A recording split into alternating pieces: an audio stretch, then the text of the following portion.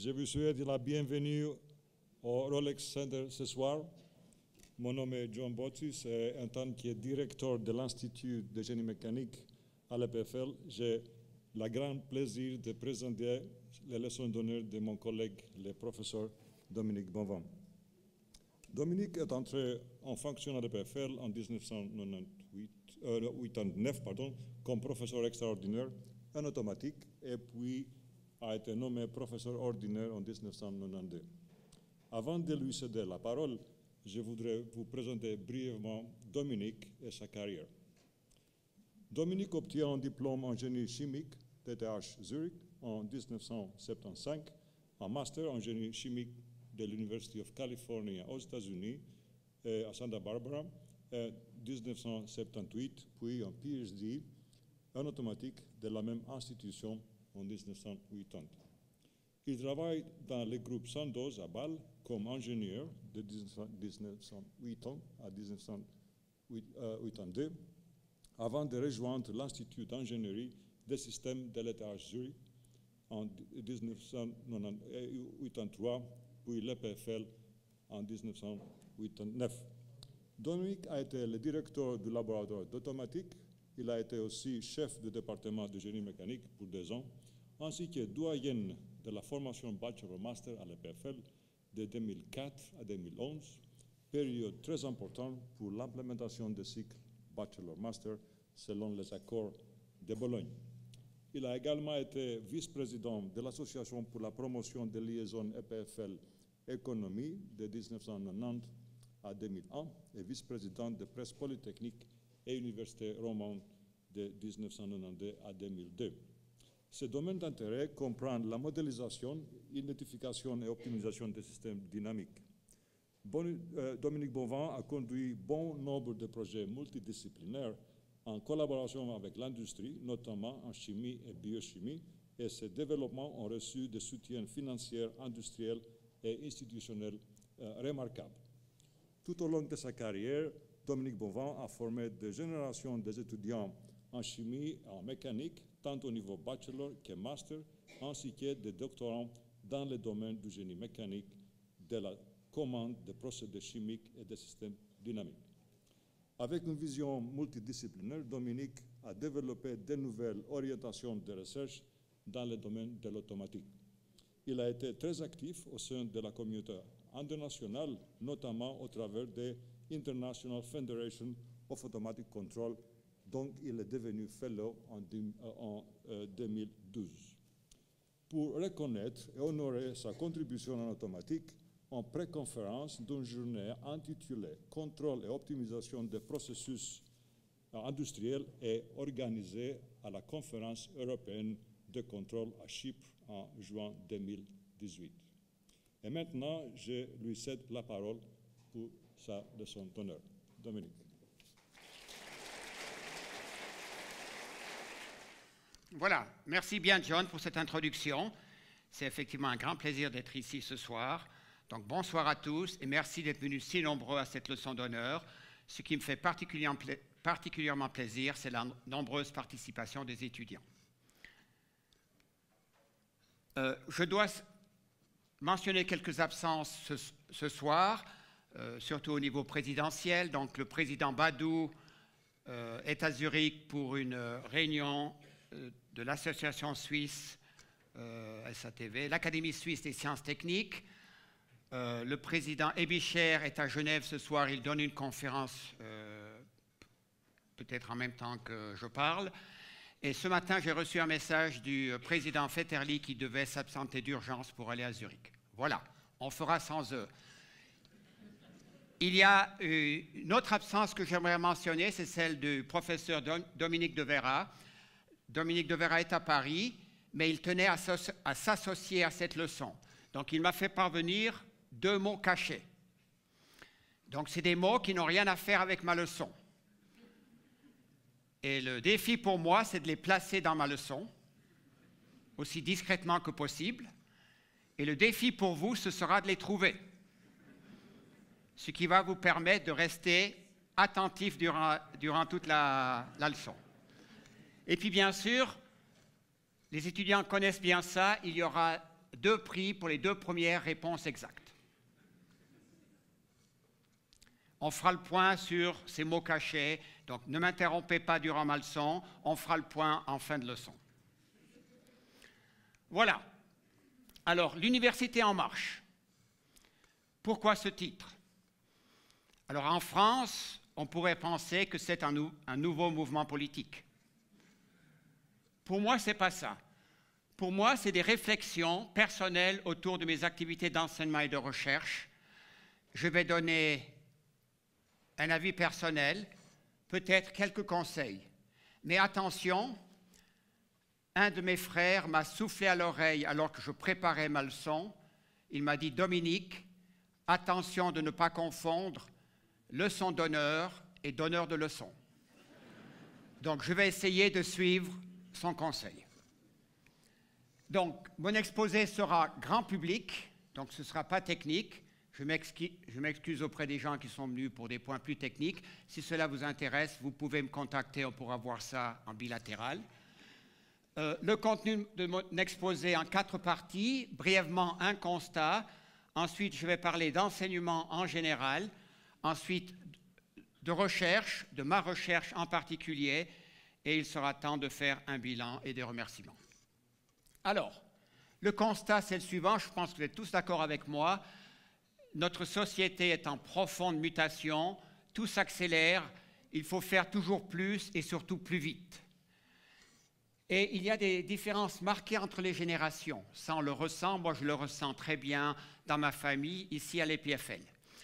Alors, si on regarde les générations à partir de l'après-guerre, il y a bien sûr les baby boomers, moi-même j'appartiens à cette génération-là, et ensuite les générations X, Y et Z.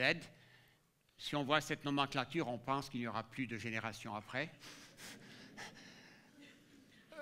Voilà les générations, on est tous d'accord avec ça. Et si on regarde des faits de la vie ou des éléments de tous les jours, on voit qu'il y a effectivement des changements. Par exemple, au niveau de l'habillement, on voit que ça a bien évolué.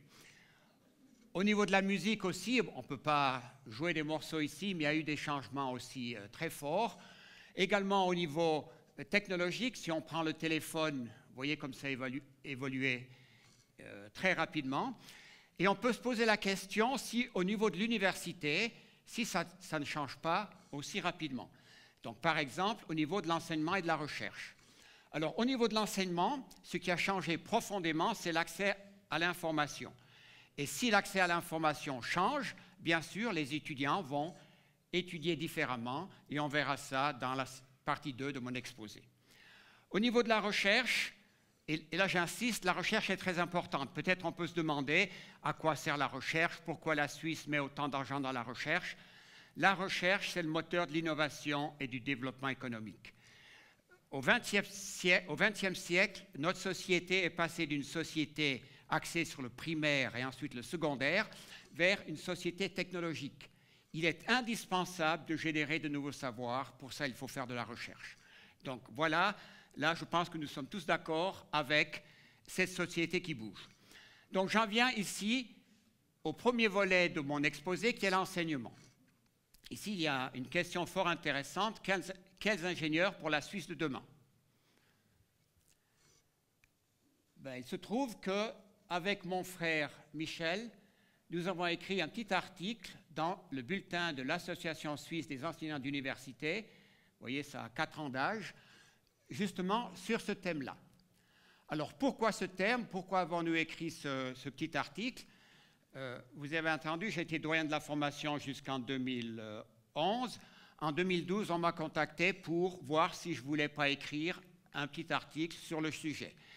Et là, étant en Suisse, connaissant la situation en Suisse, connaissant bien la situation à l'EPFL et surtout appréciant le côté de formation duale qu'on a en Suisse. En Suisse, nous avons la chance d'avoir des ingénieurs EPF et des ingénieurs HES. Et comme mon frère Michel était enseignant à la Haute École du Valais à Sion, on s'est associés pour écrire cet article. Et en relisant cet article, j'ai eu beaucoup de plaisir et je vais maintenant, nous allons voir ensemble quelques éléments de cet article qui traite de la formation des ingénieurs en Suisse. La formation et le métier d'ingénieur sont bien établis. L'ingénieur est la personne qui maîtrise la technologie de sa discipline. L'ingénieur est avant tout quelqu'un de disciplinaire et il est capable de l'appliquer à bon escient. Il y a des besoins importants en développement technologique. Les enjeux sociétaux sont nombreux et de taille et vont nécessiter un développement technologique inégalé à ce jour. Je pense qu'on est au-devant d'un développement extraordinaire. Et là, on aura besoin de beaucoup d'ingénieurs. Également, il y a de nouveaux domaines et de nouveaux défis. Par exemple, la recherche dans le domaine biomédical va s'accélérer avec les apports de la simulation numérique, de l'imagerie, des microsystèmes. Donc, c'est tous des nouveaux domaines avec un potentiel énorme. Le travail de l'ingénieur a profondément changé avec l'essor des technologies de l'information. Le calcul numérique s'y trouve simplifié et quasi sans limite. On peut presque tout faire de nos jours. C'est incroyable. L'information est omniprésente. Le défi n'est plus de trouver l'information, mais de trouver la bonne information et de savoir l'exploiter. L'ingénieur a des responsabilités étendues qui englobent des aspects techniques, bien sûr, économiques, environnementaux, humains, culturels et politiques. D'où la question, quelles compétences pour l'ingénieur de demain? Quelle est la meilleure façon d'acquérir ces compétences et quels sont les objectifs de la formation? Et là, ce sont quelques éléments que nous avions dans notre article, quelques réponses sur les compétences de l'ingénieur. Alors pour nous, il est clair qu'il faut des bases scientifiques solides. Et là, j'ajoute, parce que j'y crois très fortement, une formation par projet. J'y reviendrai. L'ingénieur doit être capable de gérer le complexe et l'incertain afin d'éviter l'anarchie. Culture de collaboration. L'ingénieur n'est plus tout seul, il doit collaborer avec d'autres professionnels. Il doit être un citoyen responsable et humaniste. Et là, nous citons quelques actions concrètes. Très important de sensibiliser les jeunes, fin de l'école primaire, l'école secondaire. C'est à ce moment-là qu'on fait vibrer certaines sensibilisations auprès des jeunes. L'orientation professionnelle est très importante. Elle n'est peut-être pas ce qu'elle devrait être en Suisse. Ça, c'est mon avis personnel. Il est très important pour nous à l'EPFL d'intégrer les nouveaux étudiants. La première année chez nous est difficile. Et il faut adapter la pédagogie, je vais en revenir tout à l'heure. Et donc, en résumé ici, on peut dire que l'ingénieur qui était l'expert disciplinaire devient ainsi un chef d'orchestre pour organiser des projets complexes et gérer les compétences de nombreux acteurs de cultures fort différentes. C'est un métier différent. Voilà. Alors, les étudiants. Je l'ai déjà dit, merci à tous les étudiants d'être ici. Moi, j'ai eu beaucoup de plaisir avec les étudiants. Je crois qu'il y a un potentiel énorme chez les étudiants. Et c'est à nous, nous autres enseignants, de l'exploiter. Nos étudiants sont bons. N'oubliez pas qu'en Suisse, nous avons à peine plus de 20% d'une tranche d'âge qui se retrouve à l'Uni. Et le troisième point là, c'est le point le plus important. Là, ça vaudrait la peine de prendre 1 heure pour discuter. Chaque étudiant a sa valeur propre particulière. Pour les gens qui ont fait de l'algèbre linéaire, eigenvalue. Chaque étudiant a sa propre eigenvalue. Donc, pour qu'un message résonne auprès d'un étudiant, il faut qu'il apprenne à sa vitesse propre. Ce n'est pas dans les grands auditoires, à la vitesse de l'enseignant, que l'étudiant va comprendre. Donc, le travail personnel est très important. Ce qu'on appelle les classes inversées sont très importantes.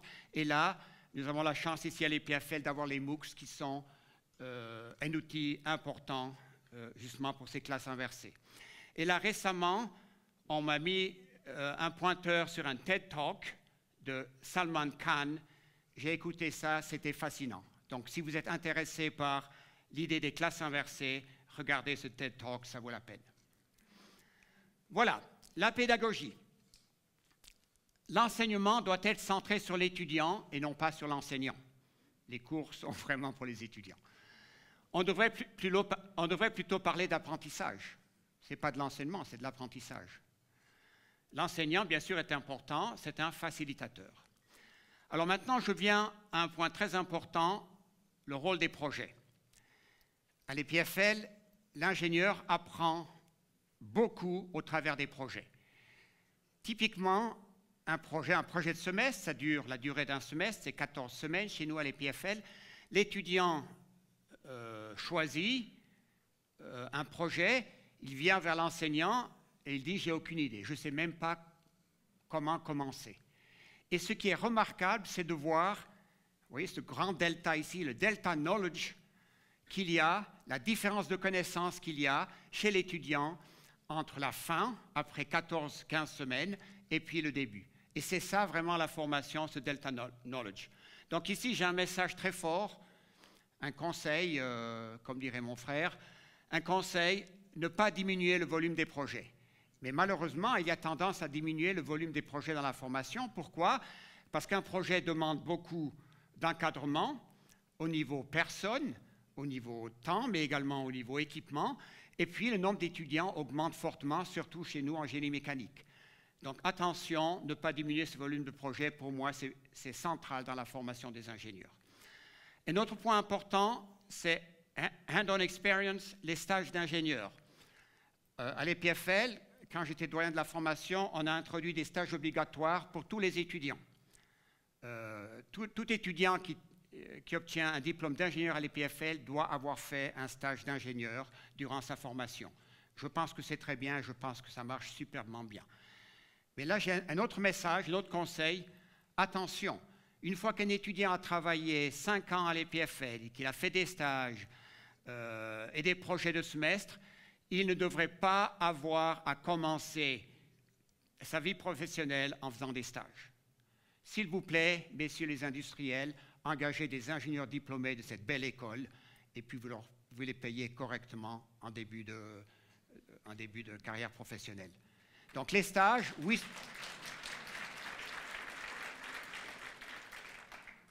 Merci. Les stages sont importants. Industriels, messieurs de l'industrie, proposez des stages, ils sont intégrés dans cette bourse aux stages. Les stages sont importants, on y contribue.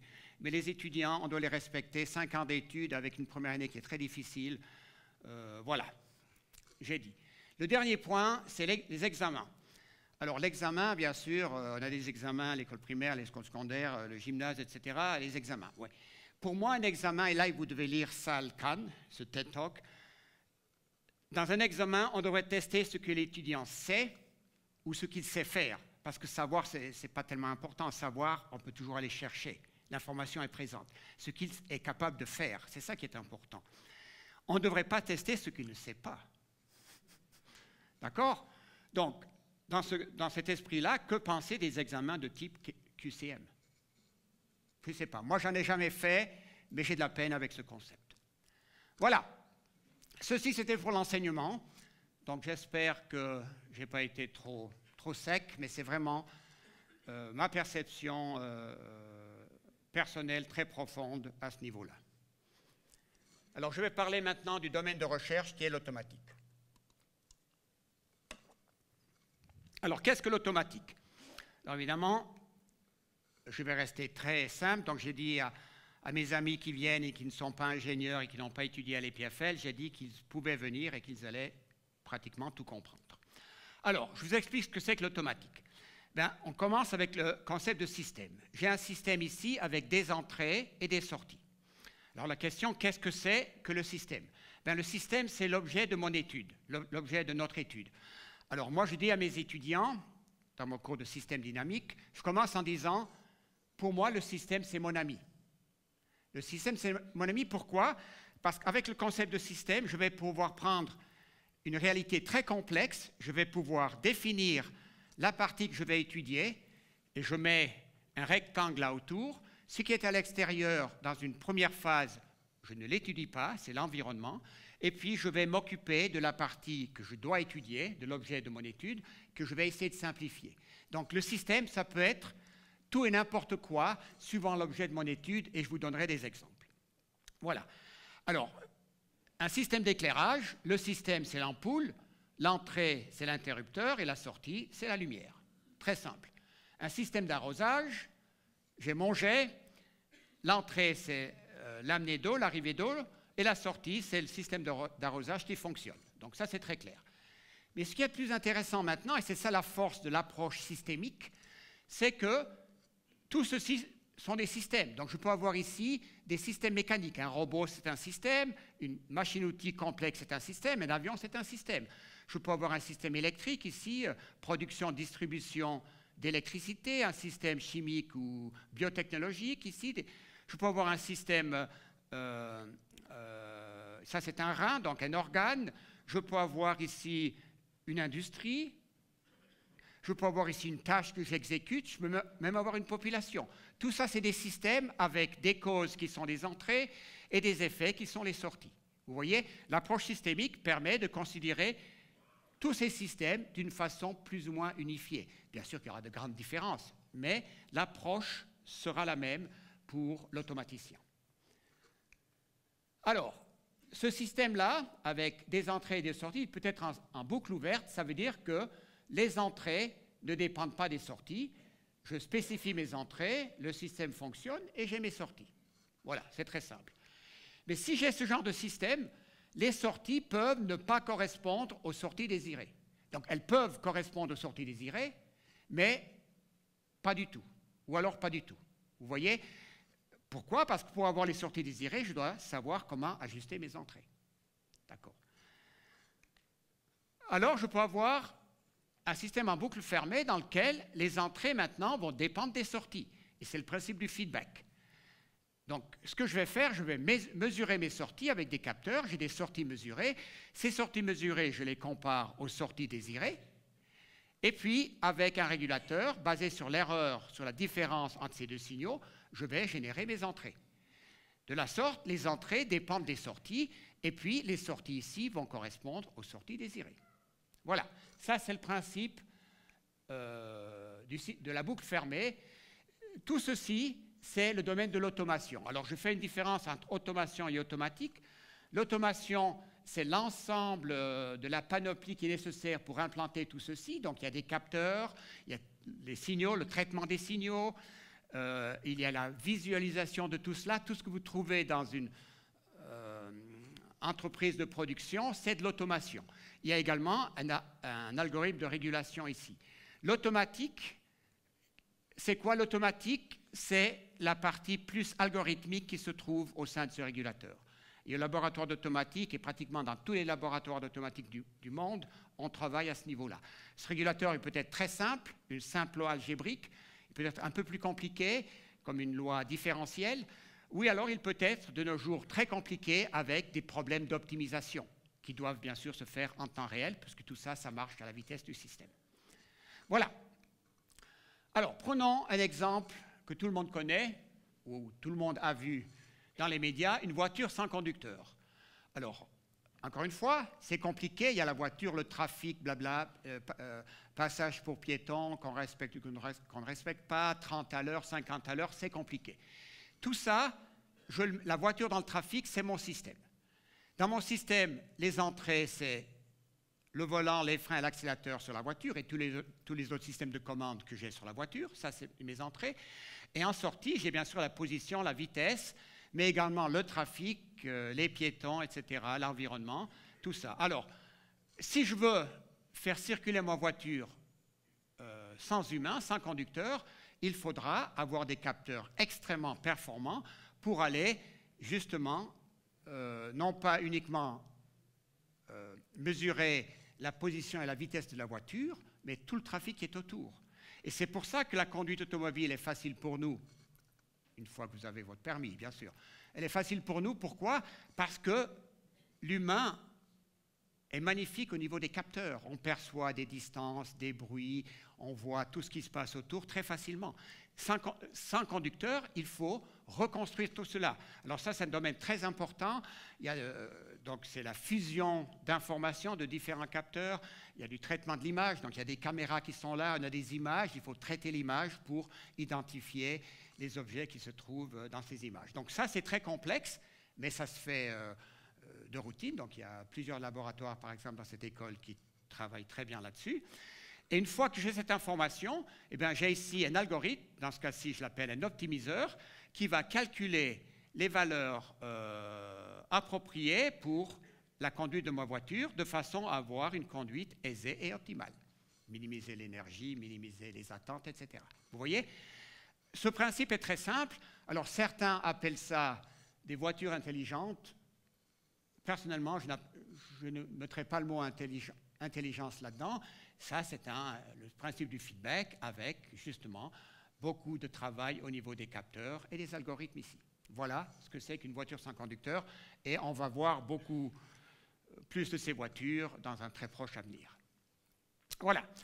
Donc ça, c'est le principe de l'automatique. Donc vous savez tous maintenant, vous connaissez tous maintenant le principe du feedback sur lequel on va se baser pour présenter ma recherche. Alors, durant ces 28 années, ou durant ces, disons, je dirais même plus, ces presque 40 années que je suis dans le monde académique, j'ai travaillé dans plusieurs thèmes de recherche. Les quatre thèmes principaux sont listés ici. Ce soir, je ne vais parler que de ce quatrième thème ici, qui est optimisation temps réel. 2 mots sur les 3 autres thèmes. La commande des procédés, c'est quoi? C'est l'automatique, c'est le principe du feedback qui est appliqué à des procédés de quelque nature qu'ils soient. Personnellement, j'ai beaucoup travaillé sur les procédés chimiques et biotechnologiques. L'identification des systèmes dynamiques, vous avez vu ce rectangle-là, ce système, il est peut-être opportun d'avoir un modèle dynamique, c'est-à-dire des équations différentielles ou des équations aux différences qui représentent ce système dynamique. Pour le faire, basé sur des mesures entrées et des mesures des sorties, on a des algorithmes d'identification de systèmes dynamiques. Donc, j'ai travaillé là-dessus aussi pendant de nombreuses années.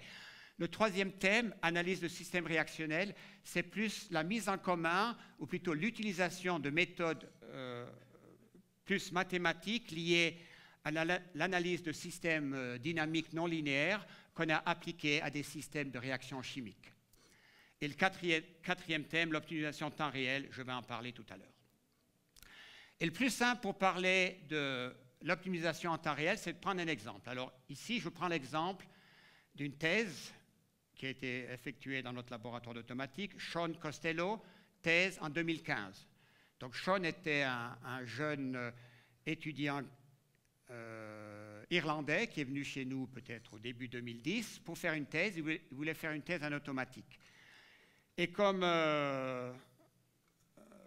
mon collègue Roland Longchamp et moi faisions systématiquement, on disait oui, donc vous allez développer une méthodologie, en l'occurrence l'optimisation temps réel, mais on aimerait ensuite voir une application de cette méthodologie. Donc on ne va pas faire de la sculpture sur nuage, il faudra l'appliquer à quelque chose, soit sur une maquette de laboratoire, soit sur un procédé industriel. Et Sean, qui aimait bien tous les objets qui volaient, m'a demandé s'il pouvait construire un kite, le faire voler et ensuite l'optimiser. Alors moi, les kites, j'avais joué quand j'étais gamin, mais ça s'arrêtait un peu là. Sean était un petit peu têtu, il était surtout très convaincant. Je lui ai dit d'accord. Donc on lui a donné les moyens pour construire une station. Et le kite, ça c'est pas cher. Et donc ça c'est ce qu'il a construit. Donc il a une station ici au sol sur lequel il y a une génératrice. Ça c'est un kite qui est là pour produire de l'énergie. Donc vous voyez, il y a 3 câbles. Ça c'est le câble de traction ici, et ça c'est 2 câbles de commande sur les côtés pour faire bouger le kite. Ce câble de traction est lié à une génératrice. Lorsqu'il y a du vent, lorsque le vent tire le câble, cela active la génératrice et ça produit de l'électricité, ce qui est très bien, c'est magnifique.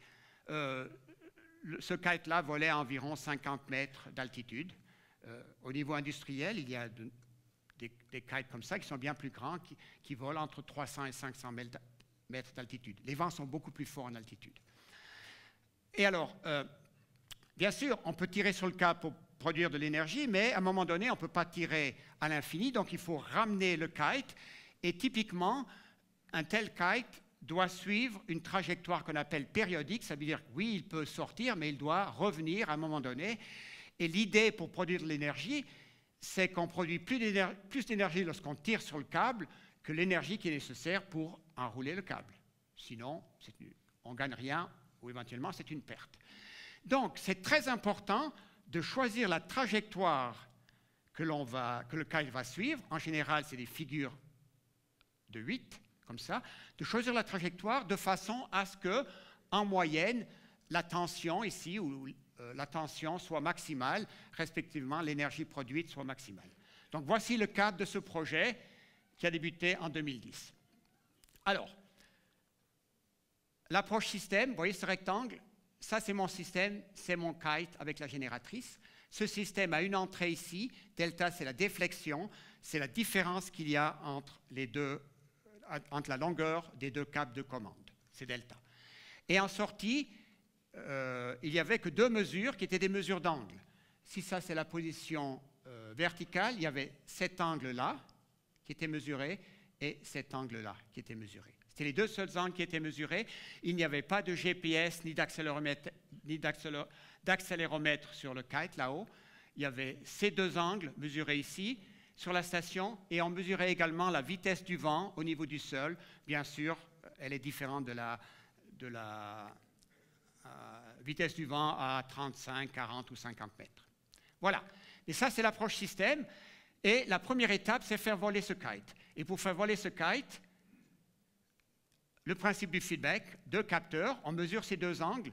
Là, c'était insuffisant. À partir de ces deux angles, on pouvait avoir la position du kite, mais on a développé, ou plutôt Sean a développé un capteur logiciel. À partir de la position du kite, il était capable de reconstruire le vecteur vitesse du kite. La vitesse tangentielle du kite ici qu'il pouvait reconstruire. Logiciel à partir de cette information-là. Et ensuite, le principe du feedback, vous connaissez. Donc, on voulait ici un algorithme d'optimisation. On doit générer la commande du kite de façon à avoir une trajectoire désirée. Ça, c'est une figure de 8 que vous avez ici. Bien sûr, le travail de Sean plus tard sera de dire quelle est la figure optimale à suivre. Mais pour l'instant, on essaye de faire voler le kite. Et ça, c'est très intéressant. Et on a eu là des étudiants qui ont fait, j'ai insisté sur les projets de semestre, deux étudiants ici qui ont fait un projet de semestre sur justement la commande du kite. Ça, c'est les premiers essais qui ont été faits en pratique. C'est uniquement faire voler le kite. Alors, on va voir cela. Qu'est-ce que ça donne? Ça, c'est ALEPFL.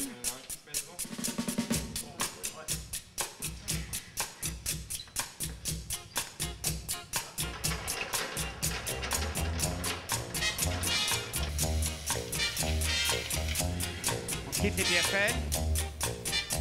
On va sur le Jura.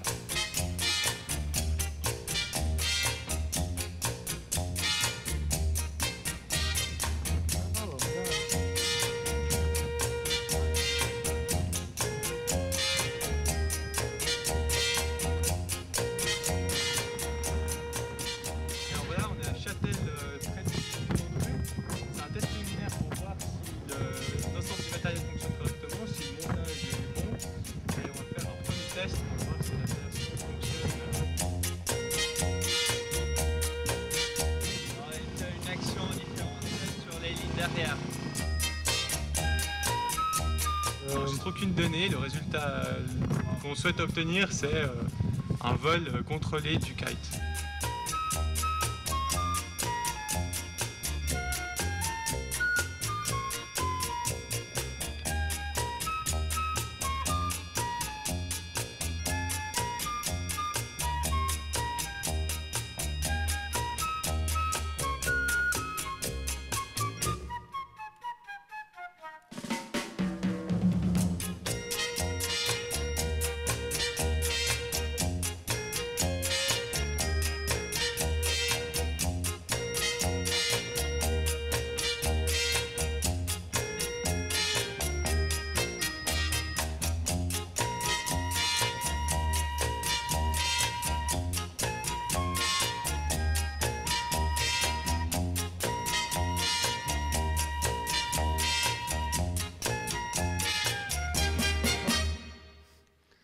Voilà. Ben, c'est pas mal pour des étudiants d'arriver à faire ce projet, de pouvoir l'implanter. Et ici, on regarde la performance de commande. Donc ici, c'est X, Y, Z. On voit ici l'enveloppe de vol possible. En rouge, c'est la figure de 8 qui est la référence, ce que le kite devait voler. Et là, vous voyez des points. Donc ça, c'est des points expérimentaux. La position du kite durant 10 minutes. Donc, vous voyez, pour une référence donnée, ce n'est pas parfait, mais c'est pas mal. Pour une autre référence, on a d'autres résultats. Et pour une troisième référence, également d'autres résultats. Vous avez là le nom des 2 étudiants qui ont fait ce projet de semestre, Paul et Enea. Voilà, ça c'est la performance de commande. Mais maintenant, avec ça, Sean n'avait qu'un kite qui volait. Il ne pouvait pas encore optimiser la trajectoire. Donc, son objectif, c'était de maximiser la tension moyenne qu'il avait, donc de trouver la trajectoire afin d'avoir une bonne production d'énergie, disons ça comme ça. Donc, ici, c'est mon kite commandé, contrôlé, donc il peut voler. Et typiquement, pour maximiser la tension, on utilise de l'optimisation numérique, donc on utilise un modèle. Sur le modèle du kite, ici, c'est un modèle très simplifié, c'est 3 équations différentielles, un modèle d'ordre 3, c'est un modèle de tendance, donc ce modèle ne va pas être très précis, il ne va pas donner quelque chose de très utile là-bas. Donc si on veut utiliser un modèle ici, il faudra avoir un modèle bien plus sophistiqué, ce qui serait possible d'avoir, mais c'est presque une thèse de doctorat pour développer un tel modèle. Voilà. Premier problème, c'est le modèle du cerf-volant. Le deuxième problème, bien plus important, c'est le modèle du vent. Là où il y a des bourrasques de vent, et le modèle que vous pouvez avoir aujourd'hui ou demain, le modèle que vous avez aujourd'hui ne sera pas valable demain. Donc c'est évident que ça ne joue pas. Donc pour nous, très rapidement, on a dit non, non, ça ne va pas jouer de travailler comme cela, on va travailler différemment, on va utiliser des mesures. Donc oui, je veux optimiser la trajectoire à suivre, mais sur des mesures. Alors comment travailler? Et ça, c'est le cœur du sujet de plusieurs thèses de doctorat qu'on a effectuées au laboratoire d'automatique, c'est l'optimisation basée sur des mesures. Alors comment ça marche? Avec des capteurs, avec cette information qui est là, on reconstruit les NCO. NCO, c'est Necessary Condition of Optimality. En français, conditions optimales, conditions nécessaires d'optimalité. D'accord? Les conditions d'optimalité. Donc, on prend ce système-là, on regarde quelles sont les conditions d'optimalité, on les évalue pour le système, et avec un régulateur ou un optimiseur, on vient ajuster cette trajectoire. Alors là, ça je parle aux initiés. Si j'utilise un régulateur ici, c'est la méthode qu'on a développée qui s'appelle NCO Tracking. Si j'utilise un optimiseur, c'est par exemple la méthode qu'on a développée qui s'appelle Modifier Rotation. Voilà, donc ça c'est l'idée. Et alors regardons maintenant les résultats pratiques qui ont été obtenus par Sean. Donc il allait faire voler ce kite, il allait essayer de trouver la trajectoire optimale. Or pour le faire, il faut être capable de comparer à quelque chose.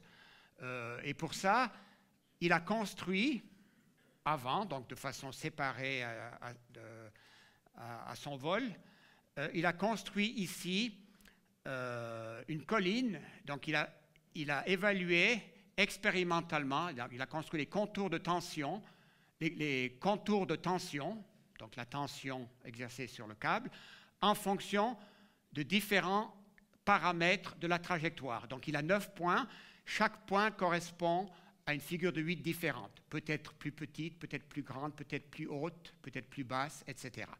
Donc il a construit, il a fait voler le kite 9 fois avec des trajectoires différentes, et par interpolation, il a reconstruit cette colline. Alors qu'est-ce qu'on voit ici, avant de faire voler le kite? On voit qu'en noir, c'est une tension d'environ 80 kg, alors que là-haut, c'est une tension de l'ordre de 130 kg.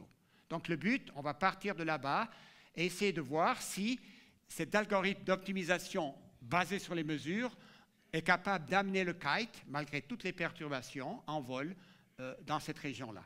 Et effectivement, c'est le cas. Regardez, vous voyez ça, ces résultats expérimentaux. Il part là-bas. Chaque zigzag, c'est une itération dans son algorithme.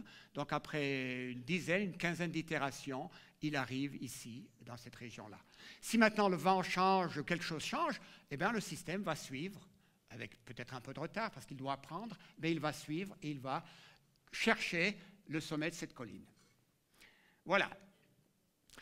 Vous voyez ici, par exemple, la trajectoire qu'il avait au début, et là la trajectoire optimale qu'il a optimisée donc avec environ 50% d'amélioration ici en tension. Alors, L'optimisation basée sur les mesures, c'est quoi?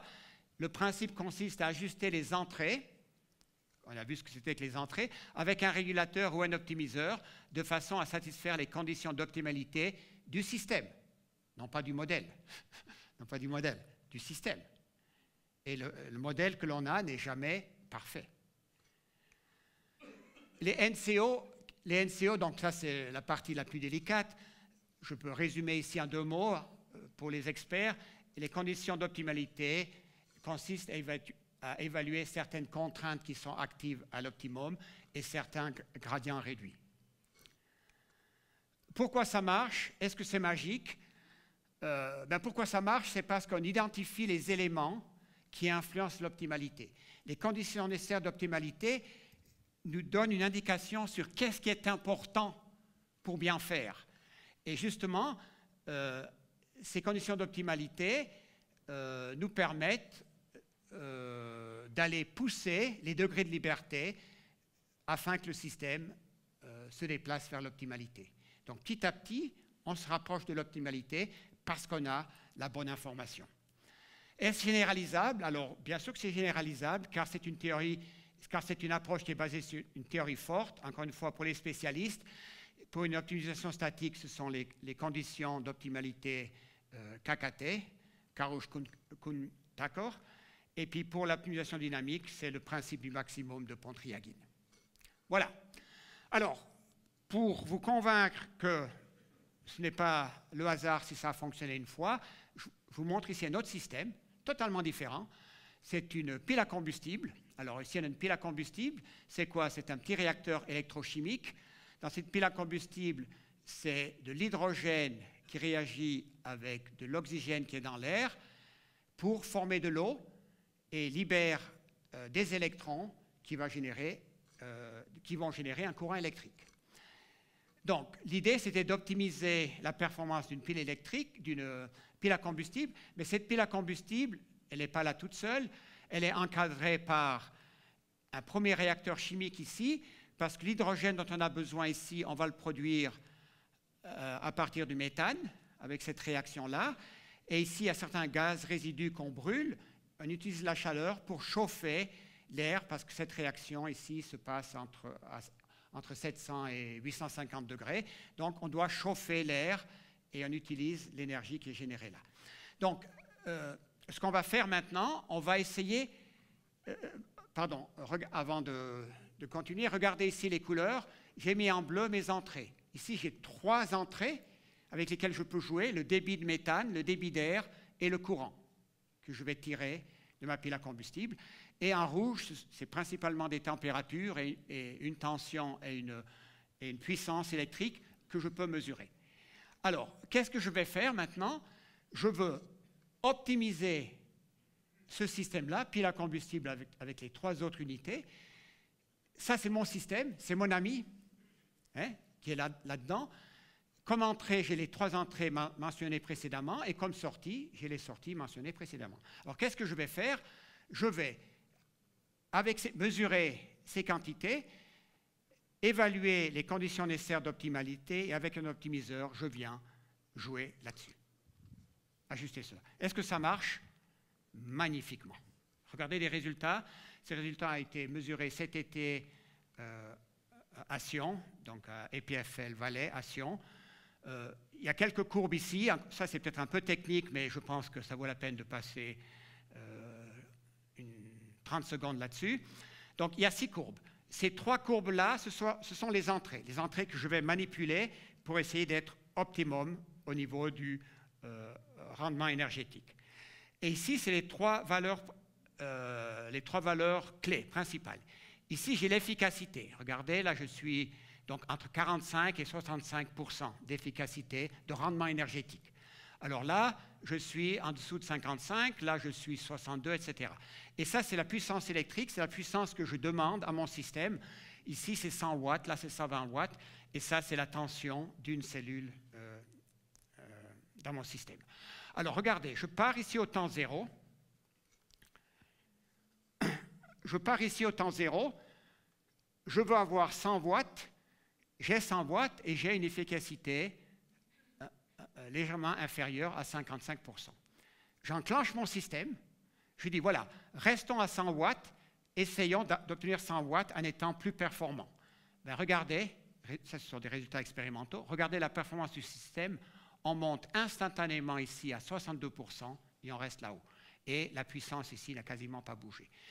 Après 2h30, on exige 120 watts ici.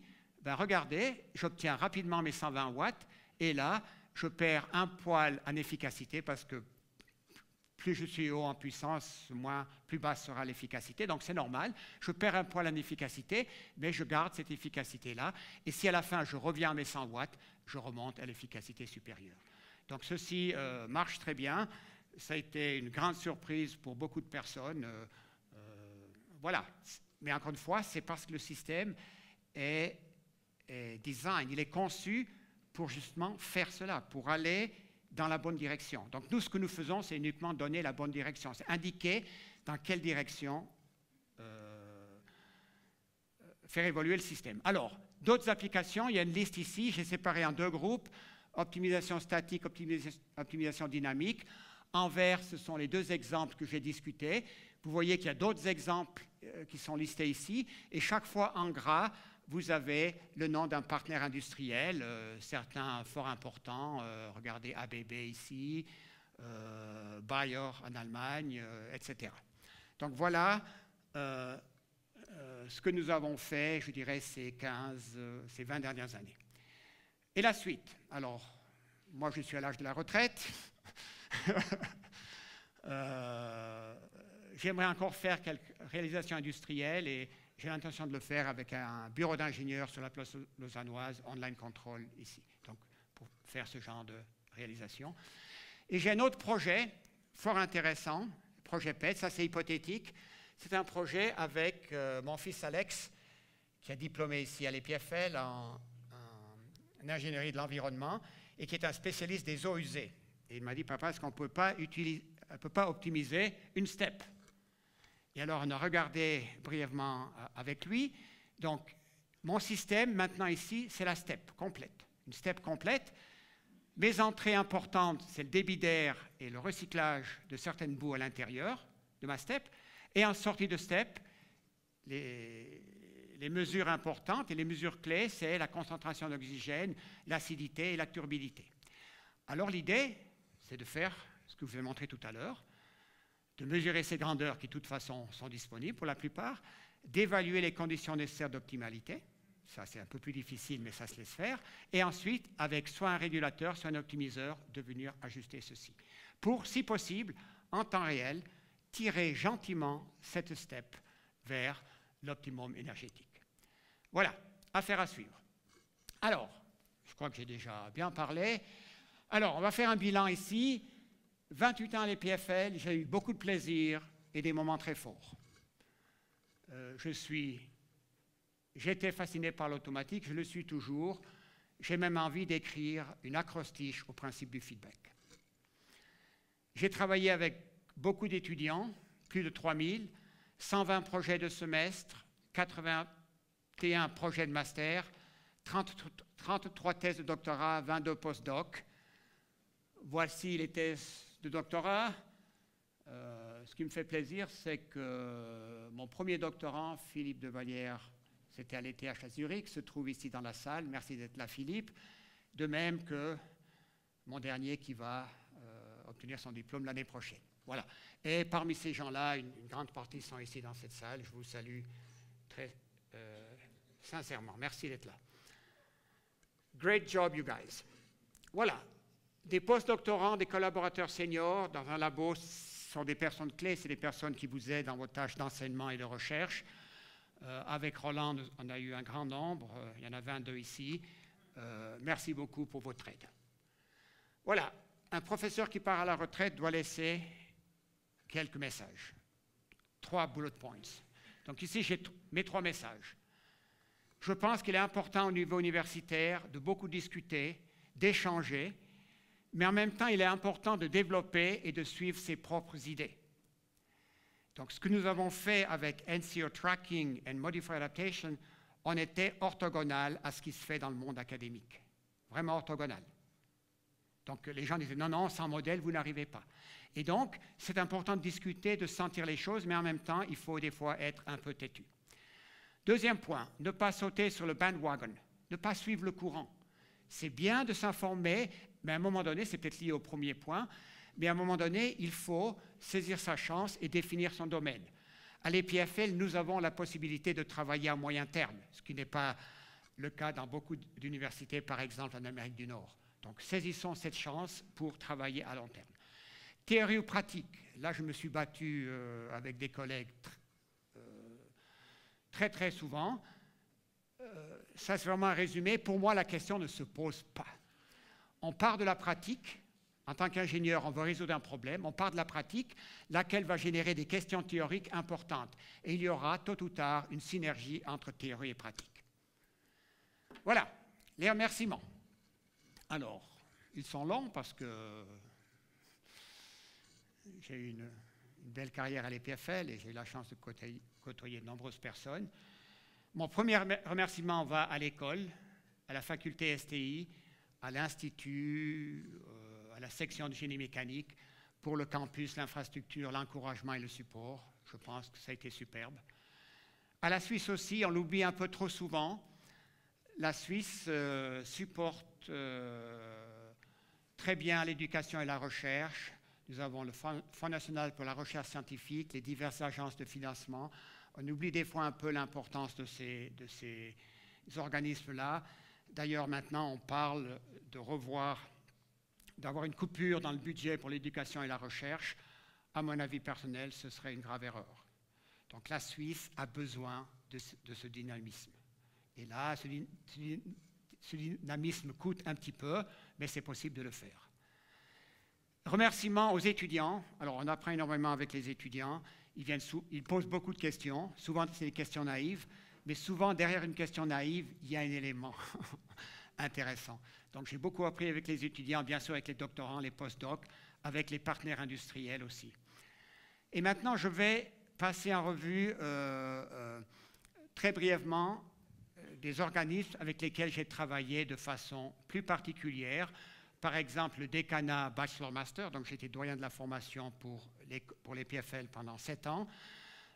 Là, j'aimerais remercier celui qui était mon chef à l'époque, vice-président et provost Giorgio Margaritondo, également mon adjoint Pierre-André Bess, on a très bien travaillé ensemble, et tous les services de l'école, à commencer par la DAF, délégation à la formation, qui était menée par Nathalie Pichard à l'époque, et tous ses services, Jean-Paul Festo, Daniel Chuard, Michel Jacquard, merci, tu m'as beaucoup aidé pour l'accréditation des programmes de formation à l'EPFL. Donc, superbe équipe, merci à tous.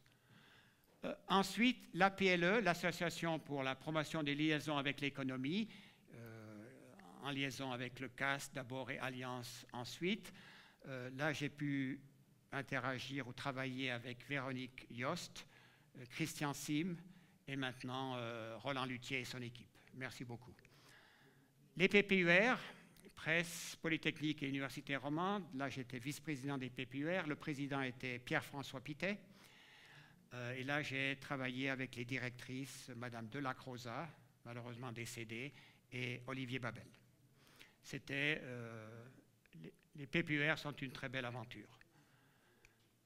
Et last but not least, le service des sports universitaires, donc c'est ce beau service des sports que nous partageons avec l'université en bordure du lac ici.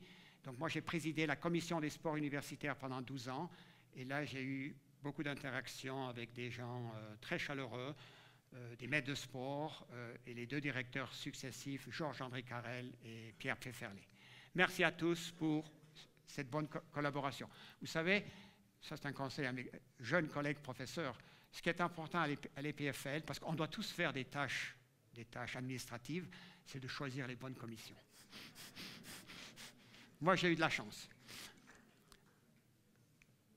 Voilà, j'ai encore des remerciements. Bien sûr, la grande famille du laboratoire d'automatique et le club des anciens, les alumni, la DGCBNC. Donc, c'était une grande famille, on a bien travaillé, on s'est bien amusé.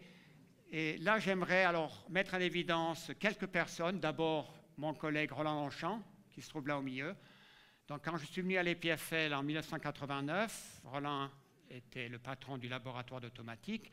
Il m'a dit, Dominique, si tu veux, ou je te propose, il m'a dit, tu pourrais avoir ton propre laboratoire, par exemple le laboratoire des systèmes dynamiques, mais si tu le veux, je propose qu'on combine les deux laboratoires.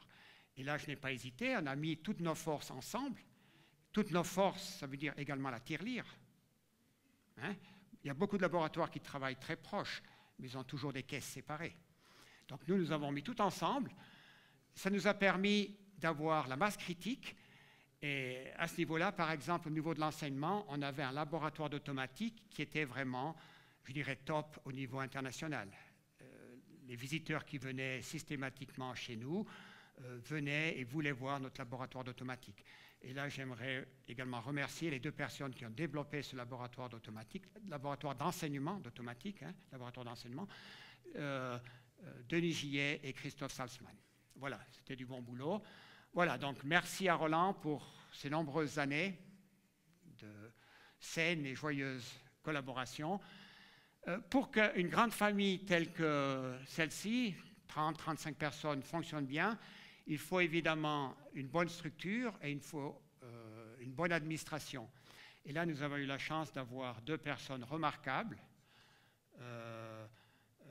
au niveau professionnel, mais également au niveau humain.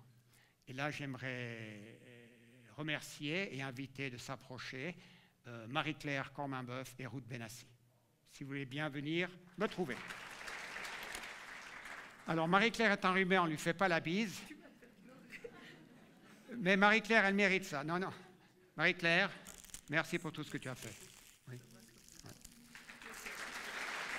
J'espère que Ruth ne soit pas enrhumée. Merci, Ruth. Voilà.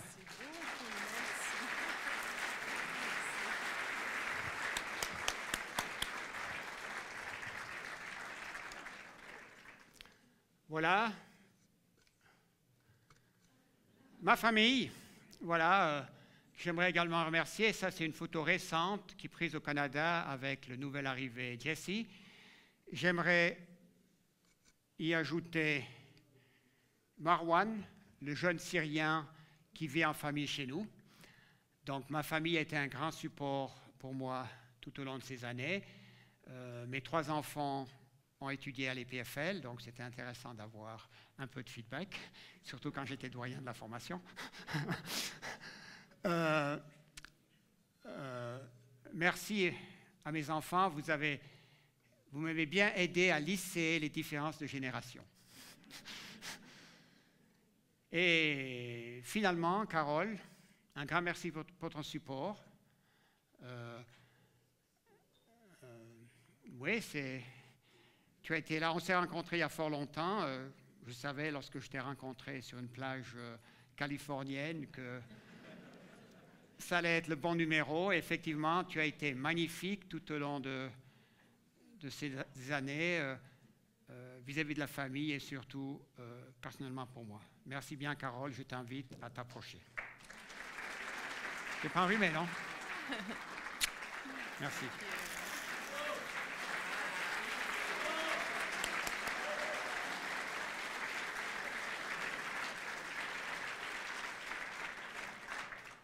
Voilà. Alors, les mots cachés. Deux mots cachés. Attendez, avant de répondre. À mon avis, c'était très facile. Donc, il y aura peut-être certainement des tas de réponses justes. Bon, je fais une proposition, comme je le fais des fois en classe, parce que, afin de gérer tout ça, c'est qu'en cas d'égalité, priorité aux plus jeunes. Ça vous convient? Alors, les mots cachés, criez fort. Voilà, premier prix là, acrostiche. Anarchie. Bravo, bravo.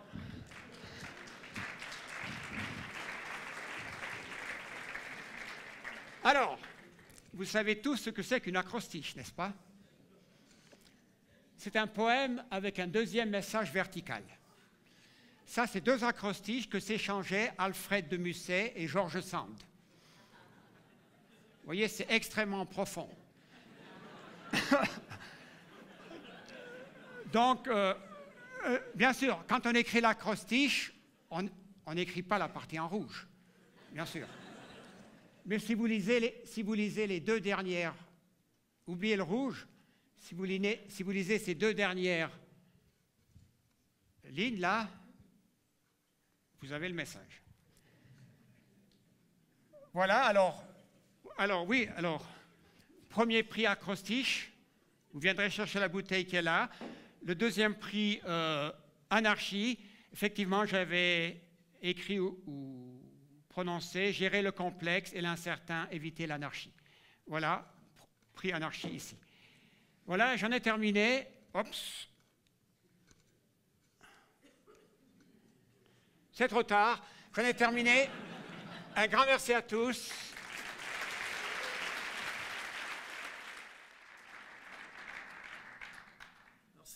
C'est un moment qui est une originalité de l'école. On décerne, c'est un peu bizarre, un diplôme à celui qui en a tant décerné. C'est un diplôme qu'on appelle un diplôme de professeur honoraire. Et c'est surtout une occasion de dire merci à toutes ces années en écrivant un petit paragraphe. Alors je vais vous le lire. En témoignage de reconnaissance pour son dévouement à l'enseignement et pour ses importantes contributions scientifiques, en particulier dans le domaine du contrôle des procédés chimiques, pour sa contribution à la formation d'une nouvelle génération de chercheurs, ainsi que pour son engagement au sein de l'administration de l'EPFL, notamment en tant que son premier doyen bachelor-master. Alors j'aimerais rajouter juste quelques petits mots. Tout cela est fort exact, et bien sûr, il n'y a pas tout là-dedans. Il y a quand même quelques mots qui sont clés. Il y a les mots diverses, il y a les mots en particulier, parce qu'il y a bien plus. Il y a bien plus, ce nombre d'années. On laisse un impact qui n'est pas seulement dans les papiers, les articles, les livres, etc., dans les personnes et dans l'école. Cette école a ceci de particulier, comme tu sais si bien, qu'elle croît, elle change, elle mue, un peu comme un adolescent, je m'amuse à le dire. On a tous les deux été ensemble dans une de ces fonctions dont ce fut la première et puis qui n'existe plus. Et ça, c'est une caractéristique de cette école qui évolue si vite. Je veux juste te dire que ça a été un vrai plaisir de travailler avec toi. On a travaillé côte à côte, à s'occuper des deux côtés de l'éducation ici, comme premier, voire bisu. Et voilà, ce sont des fonctions qui n'existent plus parce que l'école avance tellement vite. J'espère que tu resteras, surtout, parce que ceci est un diplôme, je vais le remettre dans son enveloppe, mais surtout, notre ami. Merci. Voilà, donc Dominique, ça fait 36 ans, pratiquement jour pour jour, que je le connais, que nous avons fait connaissance. Il est possible qu'on se soit croisés dans des conférences avant, mais notre première rencontre a eu lieu pratiquement jour pour jour, il y a 36 ans, en automne 1981. Pas du tout dans une conférence, comme on pourrait le croire, pas du tout dans le cadre d'un séminaire, c'était à Zweisimmen et nous nous sommes connus à l'armée. Et voilà une photo qui date pas de 1981, qui a été prise après, parce que malheureusement je n'ai pas de photo de 1981, mais en 1981 nous rentrions tous les deux de plusieurs années aux États-Unis et on nous avait mutés dans une troupe qui s'appelle les pionniers TED. TED veut dire traitement électronique de données, et c'est là que j'ai connu Dominique, et très rapidement nous avons sympathisé. Nous faisions la garde ensemble et entre 3h du matin et 5h du matin, on discutait d'automatique, bien sûr, beaucoup d'automatique. Accessoirement, on discutait d'autres choses, nos belles-mères, etc. Et aussi de nos expériences, puisqu'à l'époque, Dominique travaillait chez Sandoz à Bâle et moi-même, j'étais à Zurich, de la région de Zurich, chez ABB. Alors, Dominique, en tant que pionnier TED, il y a beaucoup de petites choses à raconter, mais je ne mentionnerai qu'une pour être court. C'était une fois lors d'une inspection. Donc, comme vous le savez, l'inspection, c'était le colonel ou le major qui venait faire son inspection, et nous étions alignés, propres, en ordre, bien mis. Et bien sûr, dans une inspection, on doit regarder bien devant soi et le colonel passe d'un soldat à un autre. Et Dominique était à ma droite. C'était une question de taille, enfin, je ne me souviens plus exactement. Je regardais bien devant moi, bien sûr. Dominique, certainement, qui regardait bien devant lui. Et en regardant bien devant moi, je sentais qu'il y a le colonel qui était en face de Dominique, qui le regarde probablement. Et ensuite, le colonel vient en face de moi et il dit au commandant de compagnie, « Mais le soldat qu'on vient de voir, il a le casque tout de travers. » Et puis, alors, j'ai dû me concentrer pour ne pas rigoler, parce que bien sûr, je devais regarder devant moi. Mais le colonel, bon, s'est déplacé quelques crans en arrière. Et je regarde Dominique, effectivement, Dominique, le casque complètement de travers, et avec un grand sourire qu'il a toujours eu et qu'il a depuis son enfance. Donc, il m'a regardé, effectivement, avec ce sourire-là, pendant cette inspection militaire. Ensuite, il y a plusieurs années qui se sont passées, et comme cela a été mentionné, Dominique est arrivé à l'EPFL en 1989, et il y a eu une grande fête en son honneur, et en l'honneur du départ de notre prédécesseur, le professeur Roch, malheureusement décédé.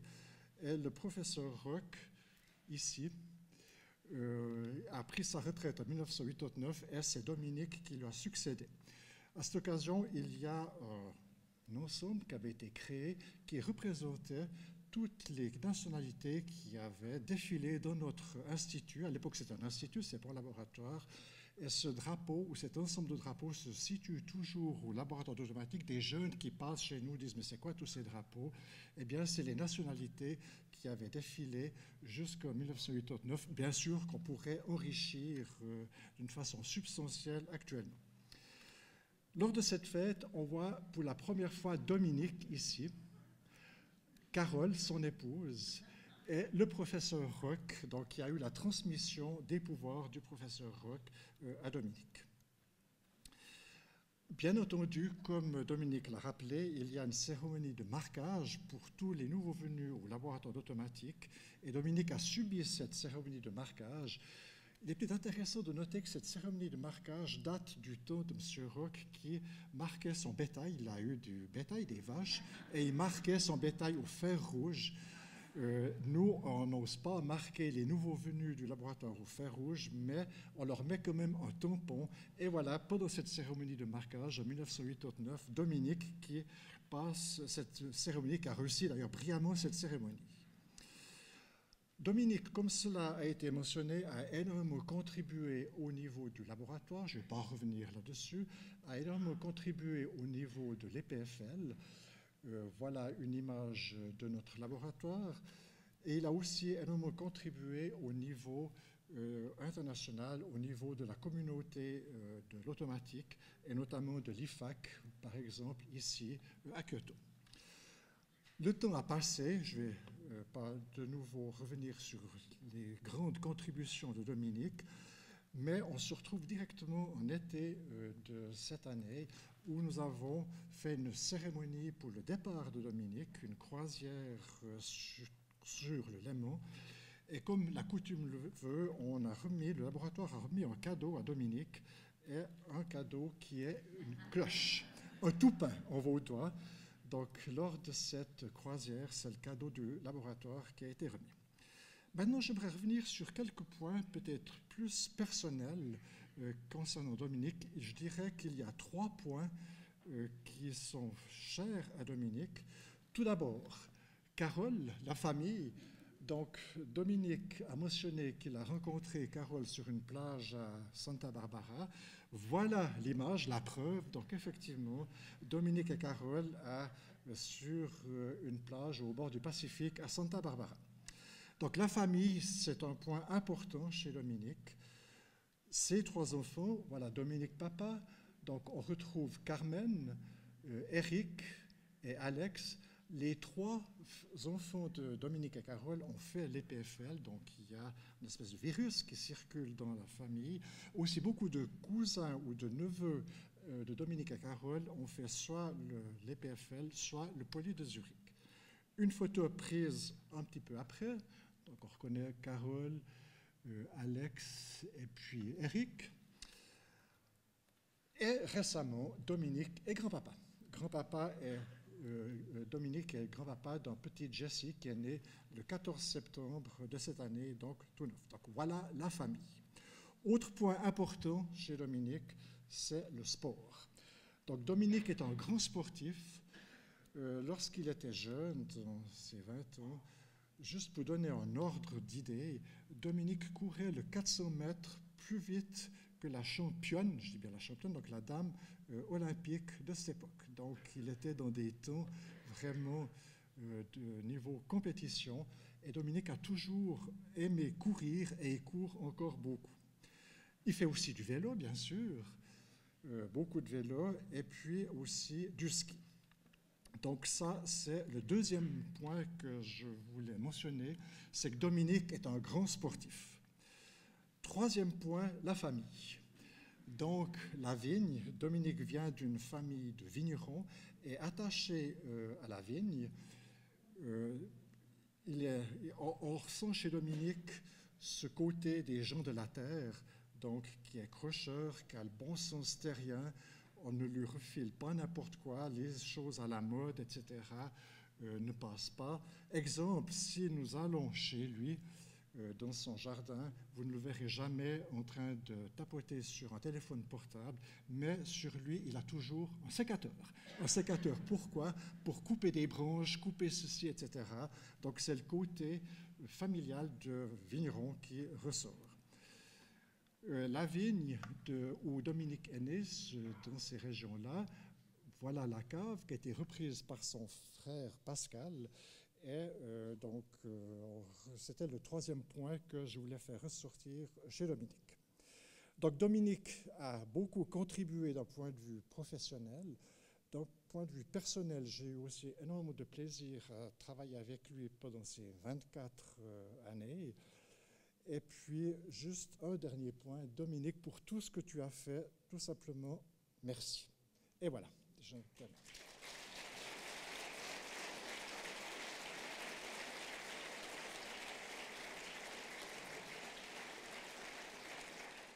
Une dernière chose, de la part de l'Institut de génie mécanique, un grand merci à Dominique pour ce qu'il nous a offert. De venir.